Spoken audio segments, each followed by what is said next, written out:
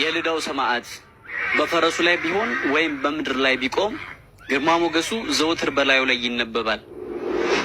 ወጣትነቱ ሳይስበው፣ ስልጣኑ ሳያስጨንቀው፣ ሀብቱ ሳያስገርመው፣ የጦር ጀግንነቱ ሳያስደንቀው በክርስቶስ ፍቅር የተማረከ የ20 ዓመት ብላቴና 70 በክርስቶስ በማያምኑ ነገስታት መካከል ቆሞ በነገስታት ጣዖታት መካከል ለሕይወታቸው ስጋት አድሮባቸው በሰጉ አሕዛቦች ተከቦ የክርስቶስን አምላክነት የጣዖታትን ግዑዝነት የመሰከረ ብርቱ አማኝ ድንቅ ክርስቲያን ለዘላለም የሚያበራ ሰማዕት፣ ፈረሰኛ፣ ጦረኛ፣ ለተቸገሩት ፈጥኖ ደራሽ ሰማዕት፣ ለታመሙት ቅዱስ ፈውስ፣ ለደከሙት የበርታታቸው ምክንያት፣ እኔ ክርስቲያን ነኝ ለማለት ቅድሚያ ራሱን የሰጠ የክርስቶስን አምላክነት እስከ ሰማዕትነት የመሰከረ ያላመኑትን በስቃዩና በእንግልቱ እየሰበከ ያሳመነ ክብሩ ከአጥቢያ ኮከብ ይልቅ የሚያበራው የፋርስና የልዳ ፀሐይ የተርሴስና የቤሩት ኮከብ የባህርና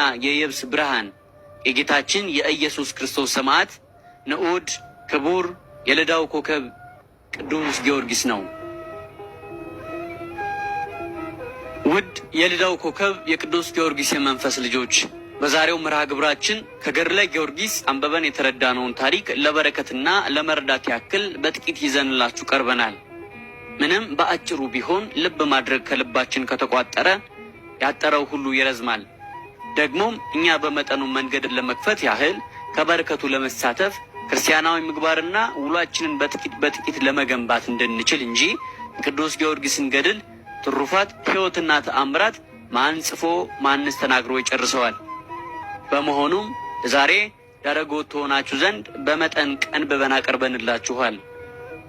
ታዲያ ታሪኩን ከመጀመራችሁ በፊት በክርስቲያን ስነ ምግባር እኛ እንድንበረታ እያያችሁ ሳታልፉ የምትችሉ ሁሉ ቪዲዮውን ላይክና ሰብስክራይብ በማድረግ ደካማ ወንድሞቻችሁን በጸሎትና በድርጊት በርቱ በሉን።